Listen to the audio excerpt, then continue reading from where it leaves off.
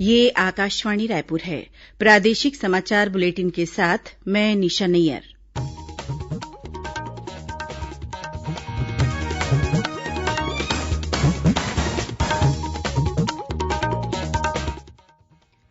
अब पेश है आज के मुख्य समाचार। प्रधानमंत्री नरेन्द्र मोदी ने कहा है कि स्वच्छ भारत अभियान से देश के प्रत्येक नागरिक के आत्मविश्वास और इच्छा शक्ति को बल मिला है। केंद्र सरकार ने कोरोना संक्रमण की रोकथाम के लिए राज्य और केंद्र शासित प्रदेशों से सभी दुकानदारों और फेरीवालों की कोविड जांच कराने को कहा। मुख्यमंत्री ने निरस्त किए गए वन अधिकार दावों पर पुनर्विचार कर पात्र हितग्राहियों को वन अधिकार मान्यता पत्रों के वितरण में तेजी लाने के दिए निर्देश। और मुख्यमंत्री की मासिक रेडियो वार्ता लोकवाणी की 9वीं कड़ी का प्रसारण कल सुबह 10:30 बजे से किया जाएगा।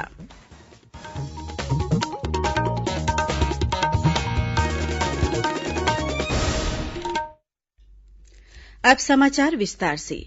प्रधानमंत्री नरेन्द्र मोदी ने कहा है कि स्वच्छ भारत अभियान से देश के प्रत्येक नागरिक के आत्मविश्वास और इच्छा शक्ति को बल मिला है। उन्होंने कहा कि इस अभियान का प्रभाव देश के गरीब आदमी की जिंदगी पर स्पष्ट रूप से दिखाई दे रहा है। आज शाम नई दिल्ली में राष्ट्रीय स्वच्छता केंद्र का उद्घाटन करने के बाद श्री मोदी ने कहा कि स्वच्छ भारत अभियान से हमारी सामाजिक चेतना और व्यवहार में स्थायी बदलाव आया है। उन्होंने कहा कि राष्ट्रीय स्वच्छता केंद्र सफाई के प्रति गांधी जी के प्रयासों को एक श्रद्धांजलि है। राष्ट्रीय स्वच्छता केंद्र का अवलोकन करने के बाद प्रधानमंत्री ने राष्ट्रीय स्वच्छता केंद्र के एम्फी थिएटर में 36 राज्यों और केंद्र शासित प्रदेशों का प्रतिनिधित्व करने वाले 36 स्कूली विद्यार्थियों के साथ बातचीत की। प्रधानमंत्री ने स्वच्छता अभियान को सफल बनाने में बच्चों की भूमिका को विशेष रूप से रेखांकित किया। केंद्रीय स्वास्थ्य मंत्रालय ने राज्यों और केंद्र शासित प्रदेशों से किराने की दुकान में काम करने वालों तथा सब्जी और अन्य फेरी वालों की कोविड जांच कराने को कहा है। राज्यों और केंद्र शासित प्रदेशों को एक पत्र में केंद्रीय स्वास्थ्य मंत्रालय के सचिव राजेश भूषण ने इस बात पर जोर दिया कि ऑक्सीजन की सुविधा से युक्त एम्बुलेंसों से परिवहन की सुविधा और तेजी से कार्रवाई करने की व्यवस्था भी की जानी चाहिए। उन्होंने कहा कि एम्बुलेंस उपलब्ध न हो पाने के मामलों में भी दैनिक आधार पर नजर रखी जानी चाहिए और ऐसे मामलों को शून्य के स्तर पर लाया जाना चाहिए। देश में कोरोना महामारी के नए नए इलाकों में फैलाव को ध्यान में रखते हुए श्री भूषण ने कहा है कि ऐसे मामले इक्का दुक्का या किसी खास स्थान पर कई लोगों में अथवा जिलों में बड़े पैमाने पर संक्रमण के रूप में हो सकते हैं। उन्होंने कहा कि हमारा बुनियादी लक्ष्य महामारी की रोकथाम, खासतौर पर नए इलाकों में इसके फैलाव को रोकना और हर कीमत पर लोगों की जान बचाना होना चाहिए। उन्होंने कहा कि हमें मृत्यु दर में और कमी लाने और इसे 1% से अधिक नहीं बढ़ने देने का भी लक्ष्य रखना चाहिए। छत्तीसगढ़ में कोरोना संक्रमण के मामले रोजाना बढ़ते जा रहे हैं। आज भी विभिन्न जिलों से कोरोना संक्रमित नए मरीजों के मिलने की पुष्टि हुई है। राजनांदगांव जिले में आज 52 नए कोरोना पॉजिटिव मरीजों की पहचान की गई है। इनमें मोहल्ला आईटीबीपी के 29 और डोंगरगढ़ आईटीबीपी कैंप के 4 जवान भी शामिल हैं। इस बीच पेंड्री मेडिकल कॉलेज अस्पताल में कोरोना जांच की सुविधा शुरू हो गई है। पहले दिन 147 सैंपल लिए गए। वहीं दुर्ग जिले में आज 21 नए कोरोना संक्रमित मरीज मिले हैं। इनमें ग्रामीण क्षेत्रों के 5 और भिलाई दुर्ग क्षेत्र के 16 मरीज शामिल हैं। उधर सुकमा जिले में 17 कोरोना संक्रमित मरीजों की पुष्टि हुई है। इनमें दोरनापाल में सीआरपीएफ के 4 जवान भी शामिल हैं। वहीं बस्तर जिले में आज कोरोना संक्रमित एक युवक की मौत होने का समाचार मिला है। यह युवक बस्तर विकासखंड के ग्राम कोटलापाल का रहने वाला था। इधर महासमुंद जिले में आज 5 नए कोरोना पॉजिटिव मरीज मिले हैं। वहीं रायगढ़ जिले में भी 5 नए कोरोना संक्रमित मरीजों की पुष्टि हुई है। रायगढ़ के रामभाटा में एक मृतक व्यक्ति की रिपोर्ट कोरोना पॉजिटिव आने के बाद उसके अंतिम संस्कार में शामिल हुए 40 से अधिक लोगों का सैंपल जांच के लिए लिया गया है। उधर जांजगीर चांपा जिले में पुलिस अधीक्षक कार्यालय के आरक्षक के कोरोना पॉजिटिव पाए जाने के बाद उसके संपर्क में आए 71 लोगों की कोरोना जांच की गई, जिनकी रिपोर्ट नेगेटिव आई है। प्रदेश में बीती देर रात तक कोरोना संक्रमित 378 नए मरीजों की पुष्टि हुई थी। वहीं 10 लोगों की कोरोना संक्रमण से मौत हो गई थी। इनमें से 154 पॉजिटिव मामले रायपुर जिले में मिले थे। इस बीच राजधानी रायपुर के तेलीबांधा इलाके में जिला प्रशासन की टीम ने मास्क नहीं लगाने और सोशल डिस्टेंसिंग का उल्लंघन करने वाले व्यापारिक प्रतिष्ठानों और दुकानों पर जुर्माने की कार्रवाई की। इस दौरान प्रशासन द्वारा शहर के प्रमुख चौक चौराहों, सब्जी बाजारों और अन्य भीड़भाड़ वाले स्थानों पर निरीक्षण कर कोरोना संक्रमण से बचाव के लिए लोगों को जागरूक किया गया। वहीं दुर्ग जिला कलेक्टर डॉक्टर सर्वेश्वर नरेन्द्र भूरे ने आज अधिकारियों की बैठक लेकर जिले में निर्धारित समय के बाद खुलने वाली दुकानों के खिलाफ कार्रवाई करते हुए उसे सील करने के निर्देश दिए हैं। उन्होंने कहा कि कोरोना संक्रमण को रोकने के लिए सरकार द्वारा जारी दिशा निर्देशों का कड़ाई से पालन जरूरी है। मुख्यमंत्री भूपेश बघेल ने प्रदेश में निरस्त किए गए वन अधिकार दावों पर पुनर्विचार कर पात्र हितग्राहियों को वन अधिकार मान्यता पत्रों के वितरण में तेजी लाने के निर्देश दिए हैं। मुख्यमंत्री ने कहा कि निरस्त किए गए दावों की समीक्षा के कार्य को राज्य सरकार अपनी सर्वोच्च प्राथमिकता में शामिल करे। श्री बघेल ने मुख्य सचिव को इस कार्य की मॉनिटरिंग करने के निर्देश दिए। वन अधिकार अधिनियम के क्रियान्वयन की समीक्षा बैठक में श्री बघेल ने कहा कि जरूरत के अनुसार हितग्राहियों को वितरित जमीन को समतल करने और मेड़ बांधने का कार्य किया जाए। साथ ही इन हितग्राहियों को सिंचाई सुविधा और कृषि कार्य के लिए जरूरी मदद दी जाए। बैठक में बताया गया कि छत्तीसगढ़ सामुदायिक और व्यक्तिगत वन अधिकार पत्रों के वितरण के मामले में देश में अग्रणी राज्य है। प्रदेश में अब तक 4,22,000 व्यक्तिगत वन अधिकार मान्यता पत्र वितरित किए गए हैं, जबकि 30,900 सामुदायिक वन अधिकार मान्यता पत्रों का वितरण किया जा चुका है।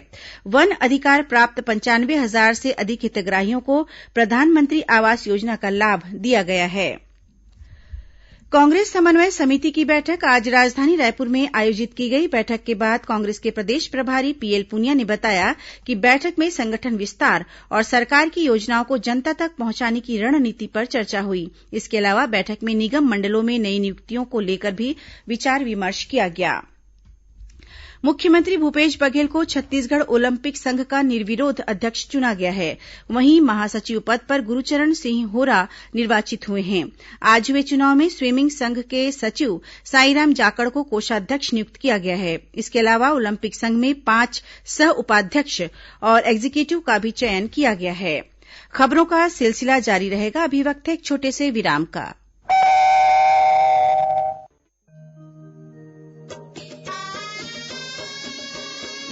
आपकी बात माननीय मुख्यमंत्री भूपेश बघेल के साथ। सुनिए लोकवाणी की 9वीं कड़ी 9 अगस्त को सुबह 10:30 बजे से।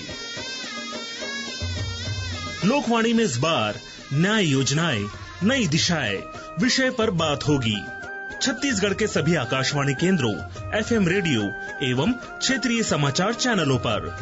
जनसंपर्क विभाग, छत्तीसगढ़ शासन द्वारा प्रसारित।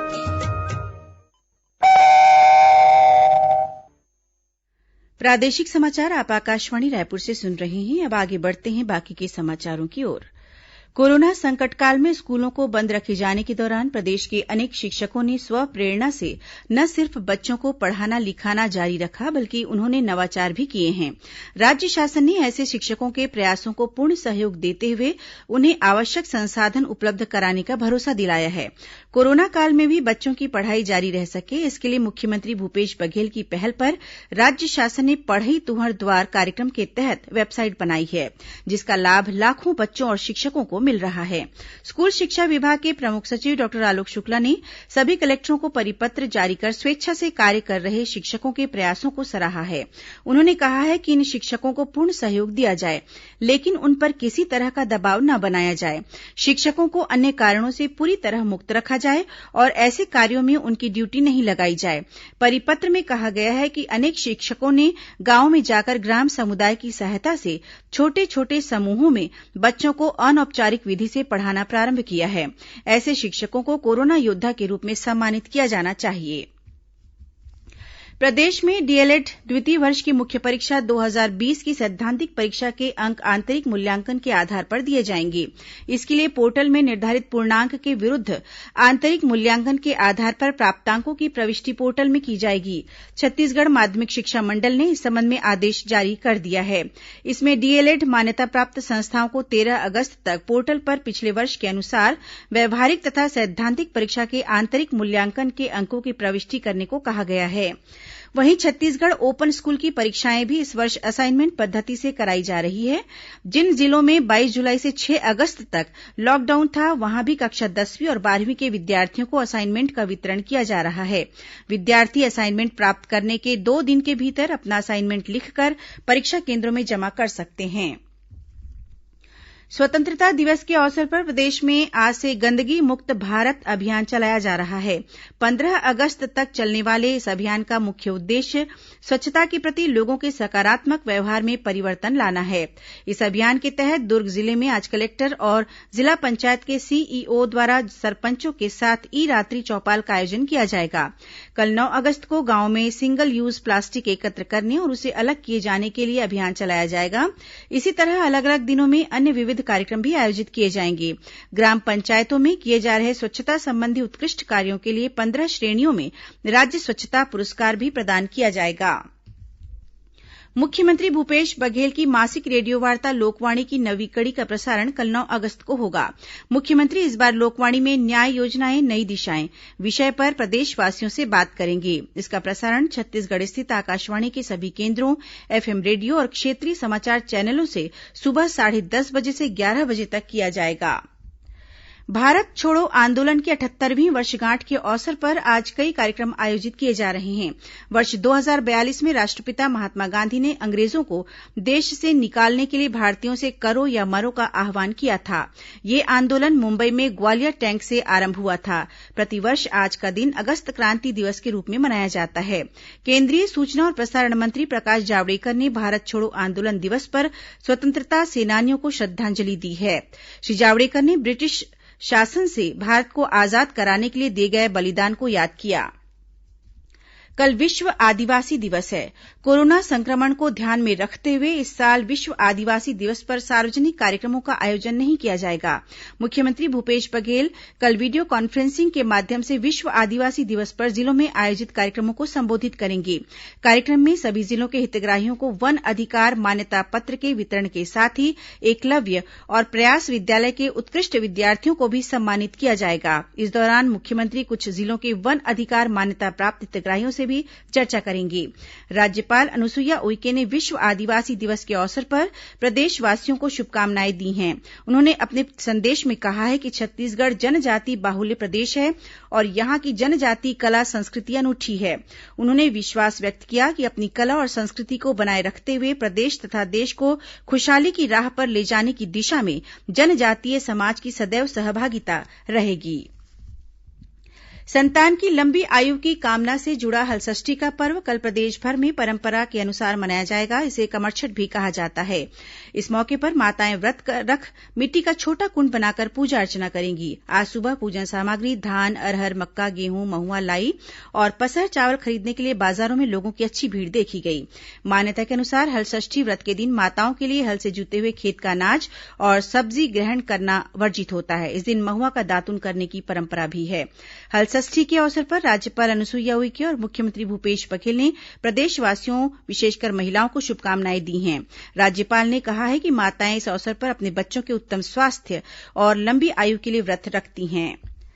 राष्ट्रीय आजीविका मिशन बिहान कार्यक्रम से जुड़कर महिलाएं आर्थिक रूप से सशक्त बन रही हैं। जांजगीर चांपा जिले के ग्राम बहराडीह में जय गंगा स्व सहायता समूह की महिलाओं द्वारा वॉशिंग पाउडर और फिनाइल का निर्माण किया जा रहा है। इन उत्पादों की बिक्री कर महिलाएं अच्छी आमदनी भी अर्जित कर रही हैं। उत्पादों को और बेहतर बनाने के लिए महिलाओं को प्रशिक्षित भी किया जा रहा है। साथ ही प्रशासन द्वारा उत्पादों की बिक्री के लिए बाजार भी उपलब्ध कराया जा रहा है। अब कुछ अन्य खबरें संक्षिप्त में। मुख्यमंत्री भूपेश बघेल ने केरल के कोझिकोड विमानतल पर हुए विमान हादसे पर गहरा दुख व्यक्त किया है। उन्होंने मृतकों के प्रति शोक जताते हुए ईश्वर से उनके परिजनों को हौसला देने की प्रार्थना की है। राज्य योजना आयोग ने शोध परियोजनाओं के लिए प्रदेश में कार्यरत उच्च शिक्षण संस्थाओं, ख्याति प्राप्त अनुसंधान संस्थाओं और अनुसंधानकर्ताओं से 30 अगस्त तक प्रस्ताव आमंत्रित किए हैं। राजधानी रायपुर के शांति नगर स्थित सिंचाई कॉलोनी के स्थान पर प्रस्तावित आवासीय और व्यावसायिक भवन निर्माण के खिलाफ छत्तीसगढ़ प्रदेश तृतीय वर्ग कर्मचारी संघ द्वारा लगाई गई याचिका हाईकोर्ट ने खारिज कर दी है। अंत में मुख्य समाचार एक बार फिर। प्रधानमंत्री नरेन्द्र मोदी ने कहा है कि स्वच्छ भारत अभियान से देश के प्रत्येक नागरिक के आत्मविश्वास और इच्छा शक्ति को बल मिला है। केंद्र सरकार ने कोरोना संक्रमण की रोकथाम के लिए राज्य और केंद्र शासित प्रदेशों से सभी दुकानदारों और फेरी वालों की कोविड जांच कराने को कहा। मुख्यमंत्री ने निरस्त किए गए वन अधिकार दावों पर पुनर्विचार कर पात्र हितग्राहियों को वन अधिकार मान्यता पत्रों के वितरण में तेजी लाने के दिए निर्देश। और मुख्यमंत्री की मासिक रेडियोवार्ता लोकवाणी की नवी कड़ी का प्रसारण कल सुबह 10:30 बजे से किया जाएगा। इसी के साथ प्रादेशिक समाचार समाप्त हुआ। नमस्कार।